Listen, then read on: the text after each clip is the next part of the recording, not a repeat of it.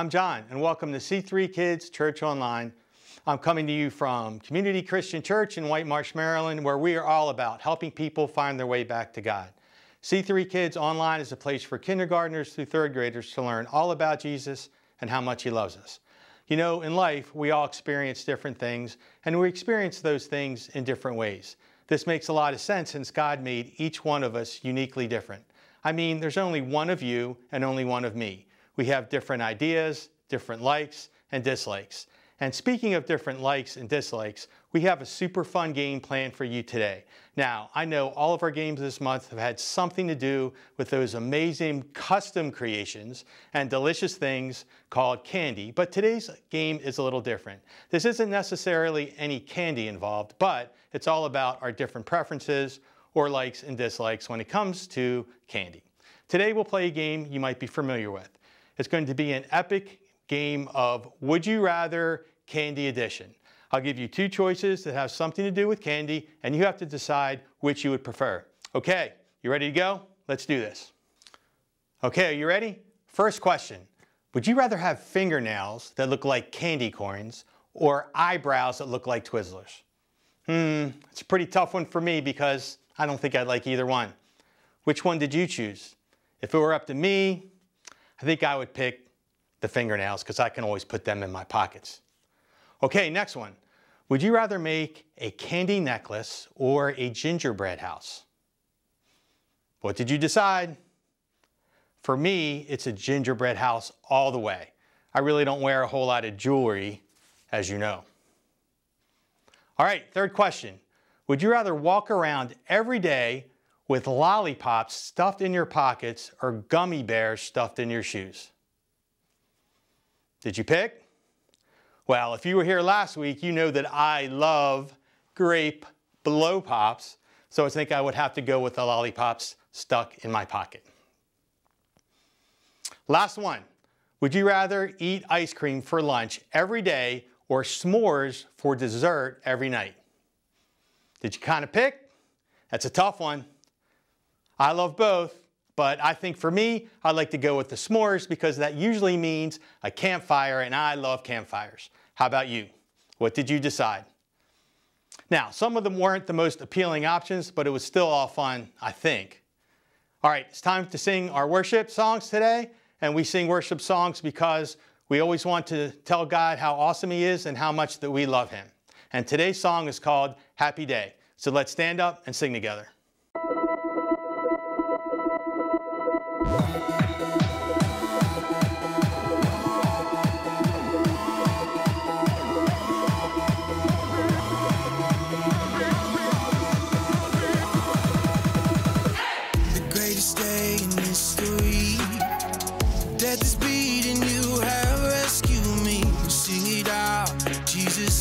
Alive. The empty grave. Life eternal, you have won the day. Shout it out, Jesus is alive. He's alive. Oh, happy day, happy day. You wash my sin away. Oh, happy day, happy day. I'll never be the same. Forever I'm changed. I'll never be the same. When I stand in that place, realize meeting face to face, I am yours, Jesus, you are mine.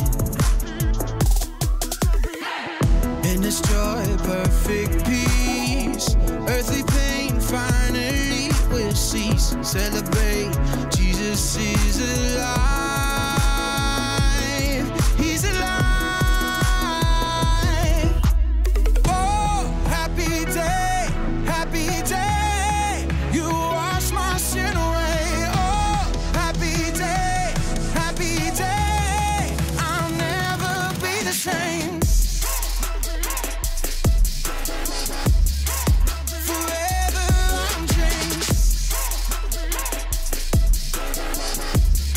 I'll never be the same. Oh, what a glorious day, what a glorious way. You have saved me, and oh, what a glorious day, what a glorious name. Oh, happy day, happy day. You wash my sin away. Oh, happy day, happy day. I'll never be the same. Forever I'm changed. I'll never be the same. All this month, we've been talking about the life app Individuality.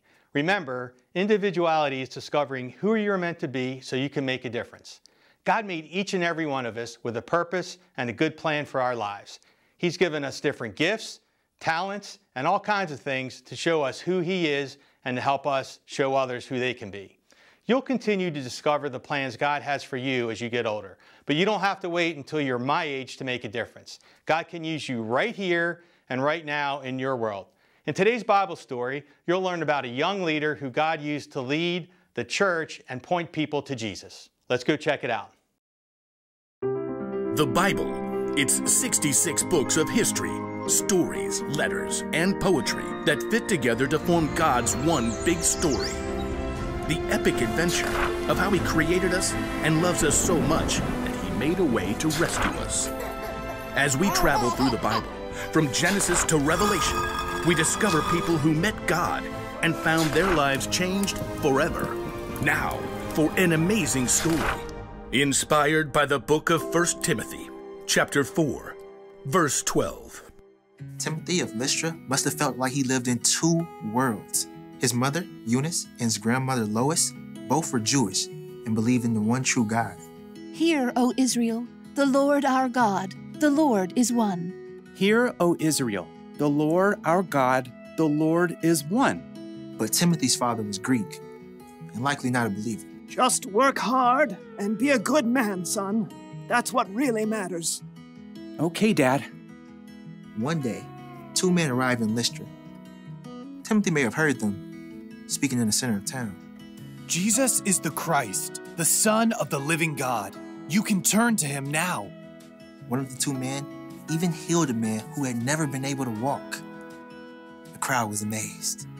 The gods have come down to us in human form. Uproar engulfed the city. People even tried to offer sacrifices to the two men, Paul and Barnabas, as if they were gods. But in the middle of the chaos, a group of Jews from nearby towns where Paul and Barnabas had preached showed up and convinced everyone to attack the man with stone instead. Though the Jews dragged Paul outside the city and left him for dead, Paul got right back up. Timothy really surely heard about it. The power of this Jesus is real. Paul left for Derbe the next day and returned again to Lystra. Timothy, his mother and grandmother all listened to Paul's teaching, and all three became believers in Jesus. Paul continued on his journey, but left behind a small, thriving new church. We must pray each day. And teach each other. Timothy, in the meeting tomorrow, you should tell the story Paul shared. The one about how Jesus raised a dead man. Oh, but I don't really like to talk in front of people. I think you shall do very well. By the time Paul had returned several years later, Timothy had become a faithful disciple of Jesus.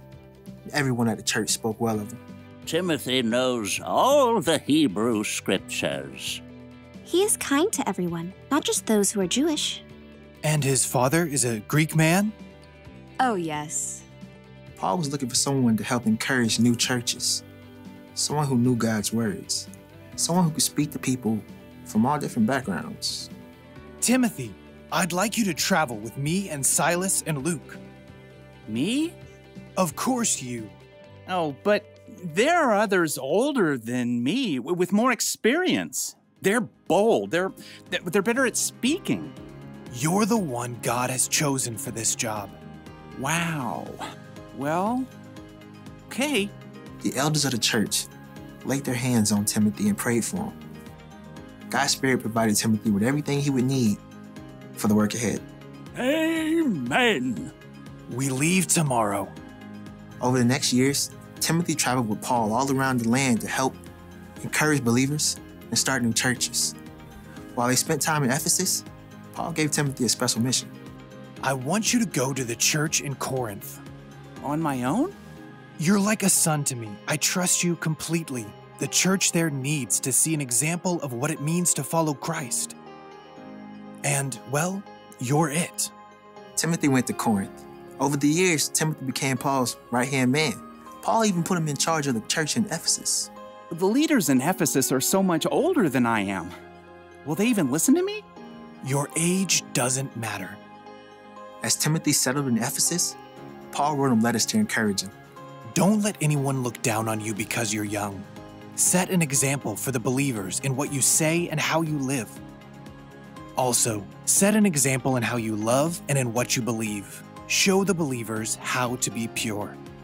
Though Timothy met Paul when he was a very young man, he was able to play an important part in helping Paul build up the early church and sharing their incredible news of Jesus.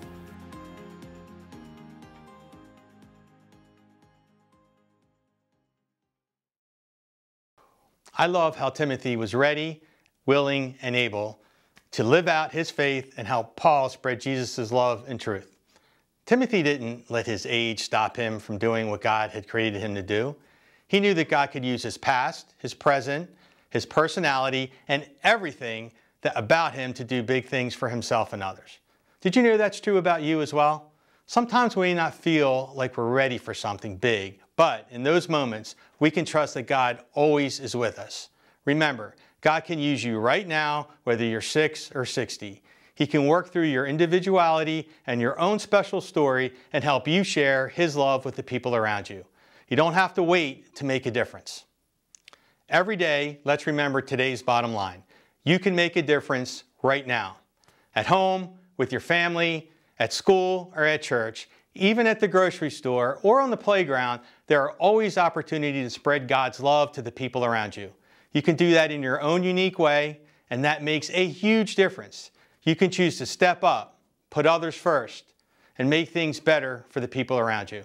You might be young, but you can always set an example for the others in whatever way you think is best. And don't forget, when you choose to show God's love for the people around you, you can actually point other people to Jesus. You can help them see how much He loves them too.